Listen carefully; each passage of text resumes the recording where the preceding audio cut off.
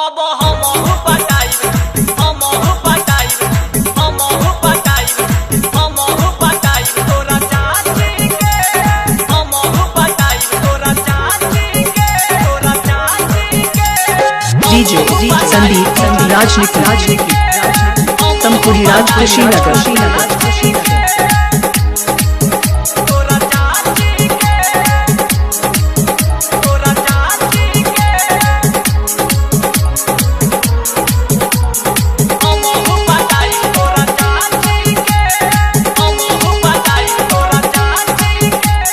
हमारा से फायदा उठावेली तब दोसरा से काहे बतियावेली। काहे ऐसे कोइले बोला अरे हमारा से फायदा उठावेली तब दोसरा से काहे बतियावेली।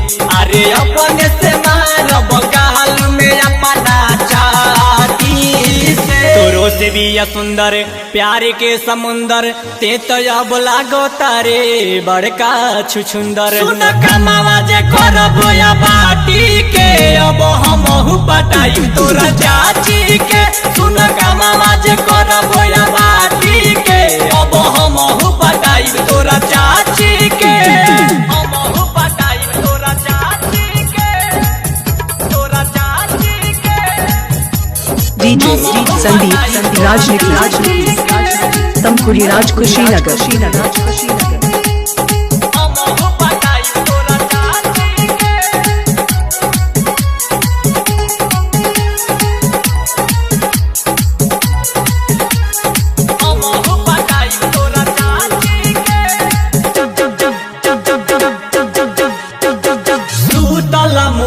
जगाई बरे काला यापन देखाई बरे बुझले।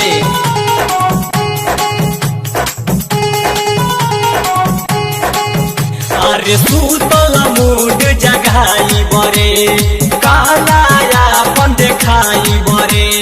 लौट के जदी अइबे लगे डांट के दूर भगाई बरे।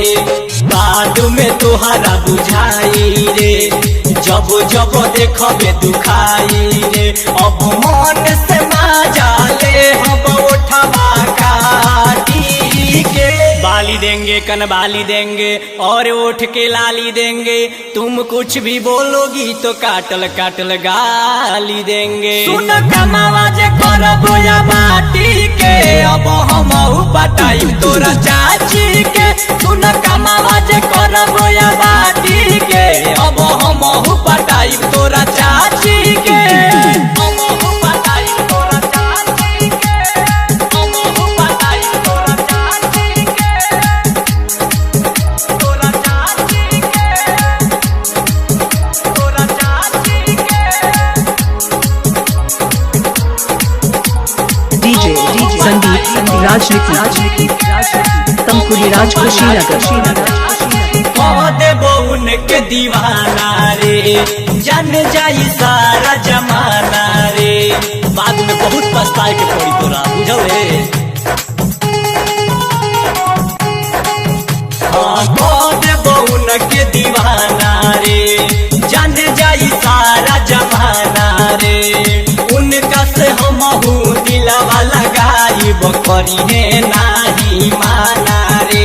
जब प्यार के मौसम चढ़ी रे तब आगे माहे कमावा बढ़ी रे। फिर राइटर हरे राम संदीप खई है बाटी के। मदहोशी भी आएंगे डीजे प्रिंस को बुलाएंगे। खोसी कटवाएंगे पार्टी मनाएंगे। सुन कमावा जे करब या बाटी के अब हमहु पटाई तोरा चाची के। सुन कमावा जे करब या बाटी के अब हमहु पटाई तोरा चाची के। हमारा से फायदा उठावेली तब दोसरा से काहे बतियावेली। अरे अपने से मार बगाल में अपना चाहती से तोरो से से भी या सुंदर प्यार के समुंदर ते तो अब लागो तारे बड़का छुछुंदर। सुन कमावा जे करबो या बाटी के अब हम पटाई तोरा चाची के। सुन कमावा जे करबो या बाटी के मोबाइल नंबर 95 10 51 7